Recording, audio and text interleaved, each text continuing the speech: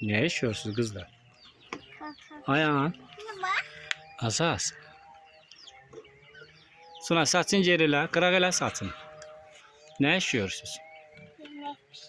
Ver bak. Yemek pişirirsiniz.